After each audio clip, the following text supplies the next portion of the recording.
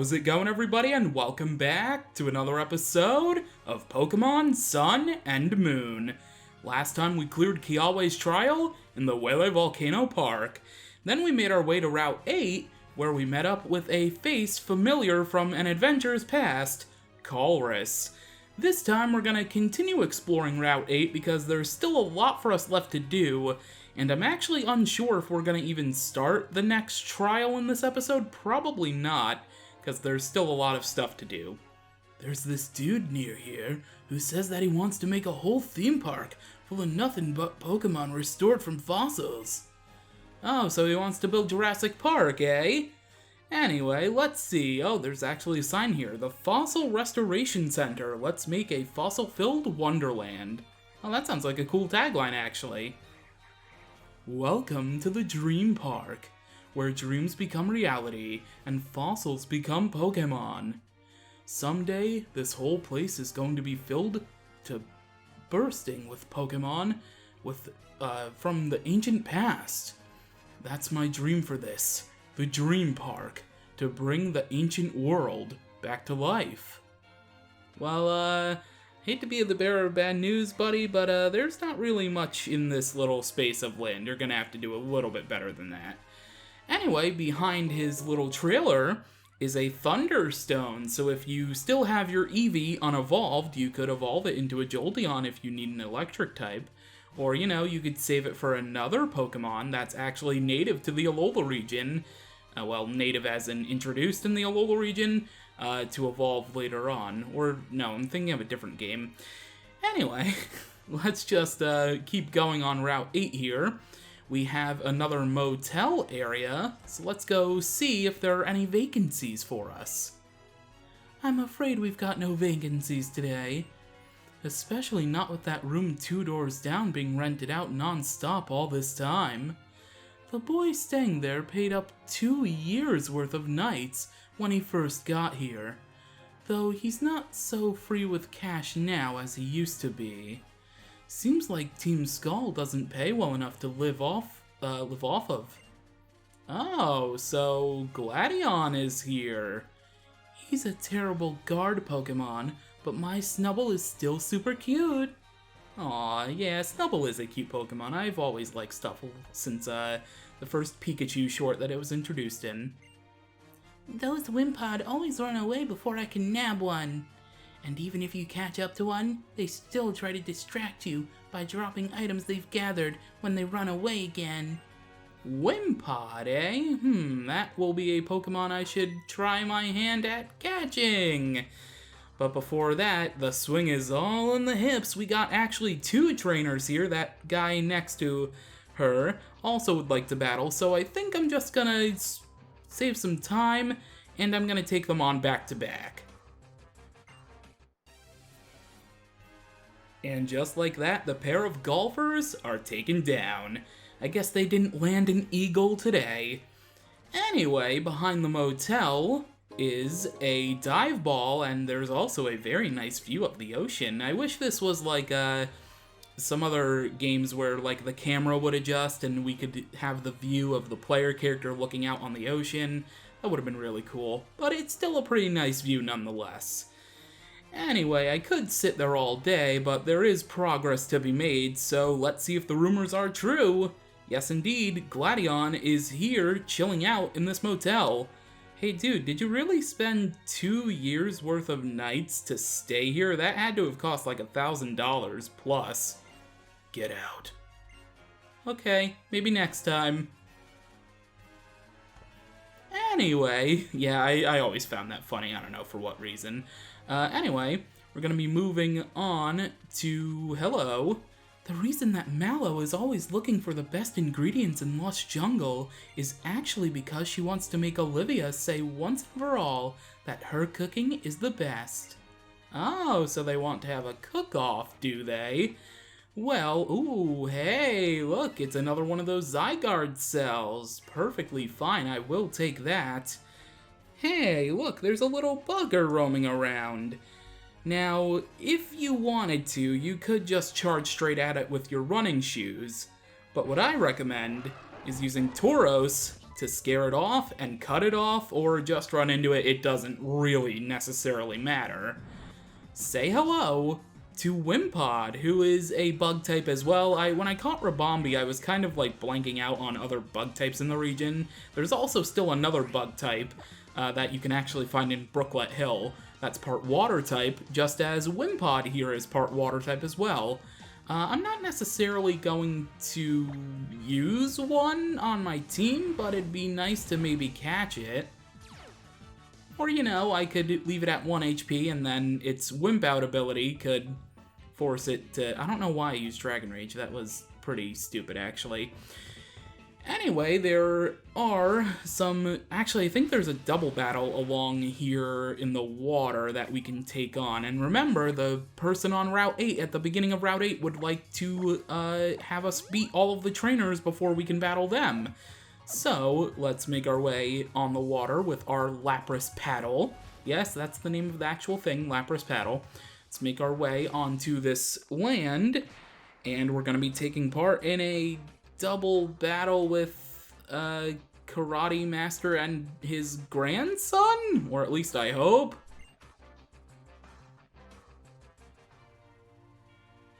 No worries, they are the Karate family according to their trainer guide thing. Trainer guide thing? I'm not reading like a guidebook. I wish I had the guidebook, that'd be pretty cool. Anyway, in the water here right behind them is a water stone, so definitely pick that up, and again, if you still have your Eevee, you could evolve it into a Vaporeon if you really want to. I know the game gave me a sign to evolve mine into a Vaporeon when I was struggling to remember that Wishy-Washy could be caught before the trial began, or rather, before you get to the Totem's Den. Yeah, I didn't take it up on that offer. You clearly saw in my box last episode when I showed off my shiny Stuffle that I'm going to be using, that I evolved it into a Sylveon, so... actually, that marks a funny story, because the process of catching Salandit, I didn't really talk about that. By the way, we are back on Route 5. This is the higher area outside of the Pokemon Center, and also... Okay, I guess I can tell the story since we're battling a wild dust cloud. Oh, actually before that, say hello to Alolan Diglett. You can encounter Alolan Diglett actually in the Verdant Cavern. I just never encountered one. Alolan Diglett is not necessarily different. All it has are, some steely hairs, because Alolan Diglett is a ground and steel type, as well as, of course, Alolan Dugtrio. And, yeah, all they really have are hair. That's all that's changed for Diglett, and I guess they're typing, technically speaking. But yeah, in terms of catching Salandit, so I was struggling a little bit, of course, to catch Salandit, so I ended up saying to myself, as soon as I saw, of course, that my Eevee had its hidden ability, adaptability, Sylveon's hidden ability is Cute Charm, and I figured that if I were to just evolve my Eevee into Sylveon, it'd be a little bit easier to find the opposite gender Salandit, because I wanted a female to evolve it later, because male Salandits are garbage. Anyway, so I was hunting for a little while without doing the Sylveon trick, and then I had the Sylveon, and it took maybe about an hour and a half, and finally, after some SOS chaining for a Salandit, I ended up finally getting the female one.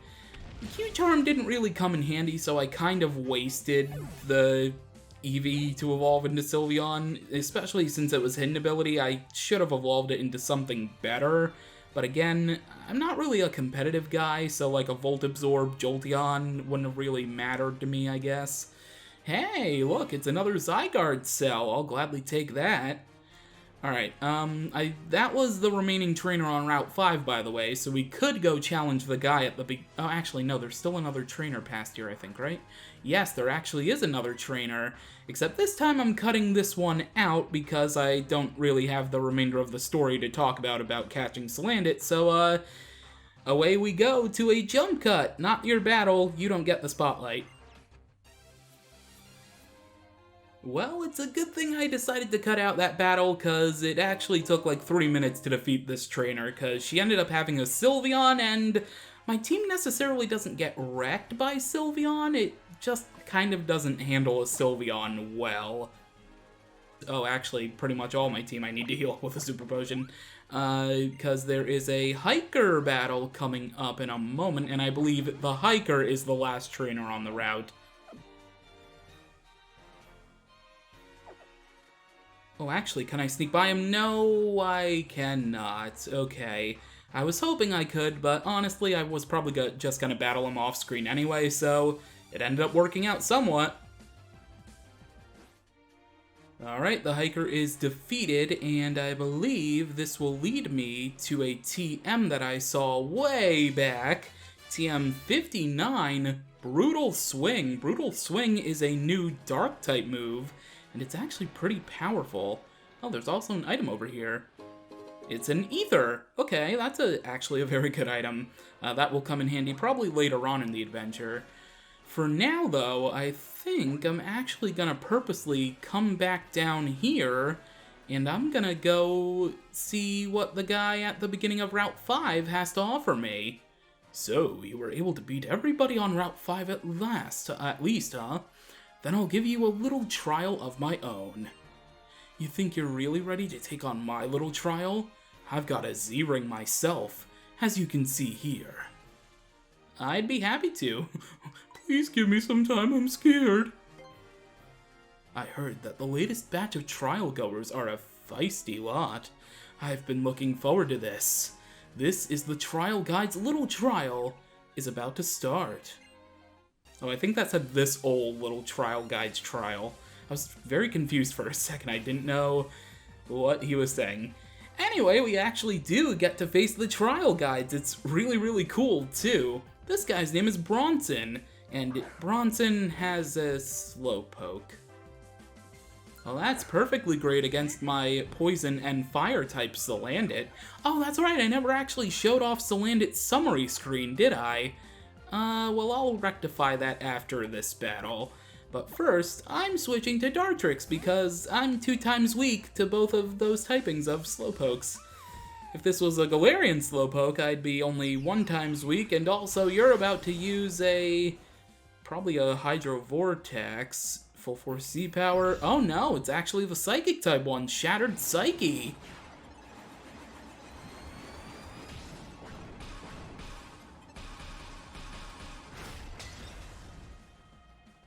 I really like the Z-move animations, especially that one. That one's a really cool one, actually. Let's use Leafage. That actually didn't do any damage to me after all, too. That's a bit unfortunate for old Slowpoke there. Confusion, please don't confuse me. I know it has the chance. Thankfully it didn't. And I guess since we're in red HP, I'll go with the non-same type attack bonus Astonish to finish you off. Thankfully. I thought for a second, because the HP bar goes very slow when it gets to the red, that I wasn't. But we've defeated Trial Guide Bronson.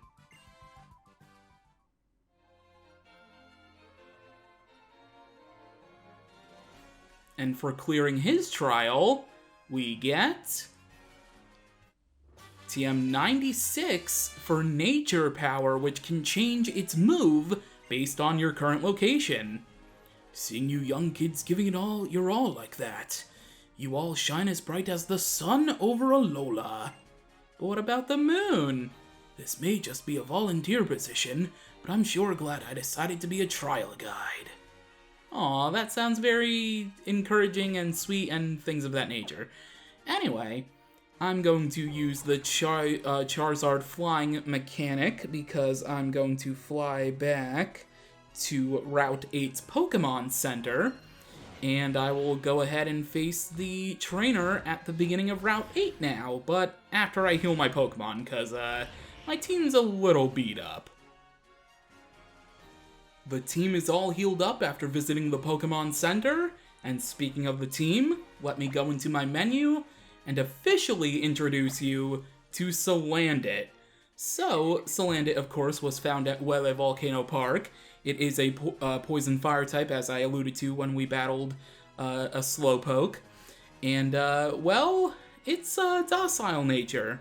So it's neutral. No stat is benefited, no stat is degraded. Could be better, but it could be worse. Salandit here has had a change in moveset since I first caught it 11 levels ago. Of course, I caught it at the lowest level it could be found in Wele Volcano Park. So it ended up learning Flame Burst by level up, and then I gave it the TM's Thief and Flame Charge. Dragon Rage has been on its moveset since I caught it, and I figured I'd just keep it because it's 40 damage no matter what, just right off the bat. Same type attack bonus don't matter, resistances don't matter, just 40 damage. And early on in the game, since it's still a little early, that's really good. Of course, fairy types won't be affected by it, but that's only one out of 18 possible typings. Anyway, what's really awesome about this Salandit is its ability. So, it has the Corrosion ability, and Corrosion makes Salandit allows Salandit to poison the target, even if it's a steel or poison type. Because I believe it was this generation, or maybe it was in Generation 6, where poison types could no longer be poisoned. But then they changed it, and now I can poison types if I have Toxic on Salandit. And I can even poison steel types, which are not affected by poison type moves. So that is really, really awesome. As soon as I get the TM for Toxic, because it's in every Pokemon game, I'm surely going to be teaching it to Salandit, because that could come in handy for steel and poison types that I might have some difficulty facing it regardless. With that is Salandit. So everybody say hi to Salandit in the comments. You don't have to say hi to Salandit. Anyway, let's face the trainer at the beginning of Route 8, since we did defeat everybody else, and let's get her little trial started. Here I go. It's time for me and my Pokemon Z-Powered Performance.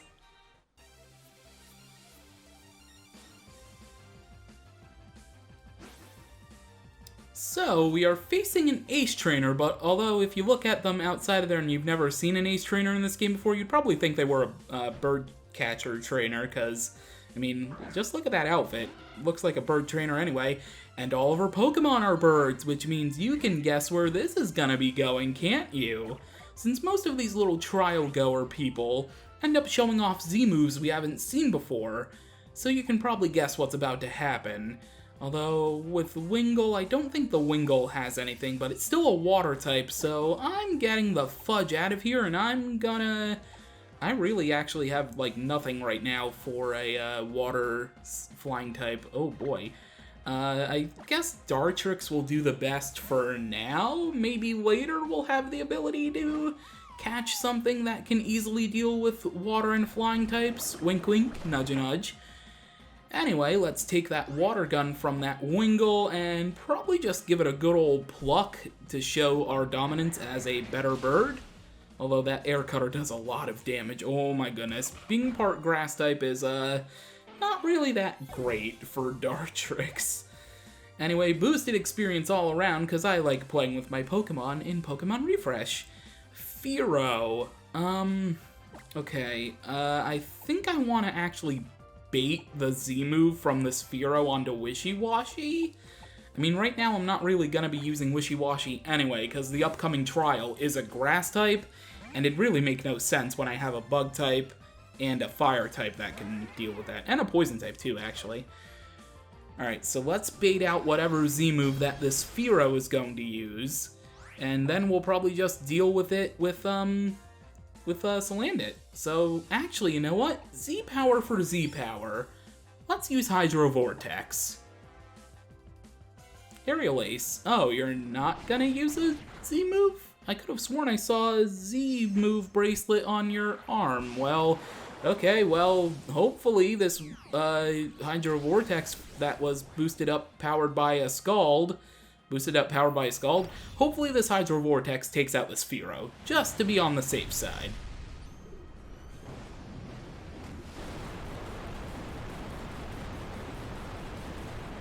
And indeed it does, and I gotta say, seeing Wishy-Washy, which is basically like a torpedo Pokemon, actually being a torpedo with the animation from Hydro Vortex, is so good. Wishy-Washy grows to level 30, and wants to learn Dive. We do have a better attack stat, I believe. No, we have a better special attack stat. Well, never mind, you're not learning Dive. Dive's a very powerful move, though. I wish you were a physical attacker, but most water types tend to be special-oriented, and Wishy-Washy's just one of them. Alright, we've defeated the Ace Trainer, so what will be our prize for defeating your little mini trial? You said Z-Power, but you didn't use the Z-move. TM58 Skydrop. Ooh, that's actually a really good flying type move. I bet you can find other full force trainers like me on the routes of Alola looking for strong foes to take on in battle. Wouldn't it be fun to take a little detour and search them all out?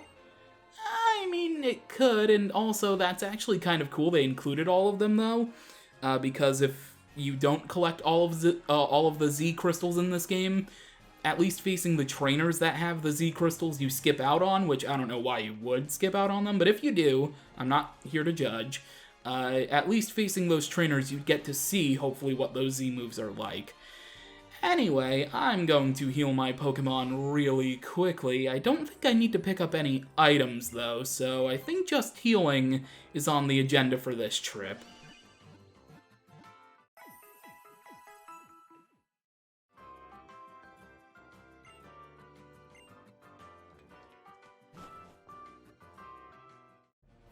Alright, and with that is going to do it for this episode of Pokemon Sun and Moon. Next time, there's nothing left for us to do except to enter the Trial of Mallow inside of the lush jungle. For now, thank you for watching, and until then, catch you later.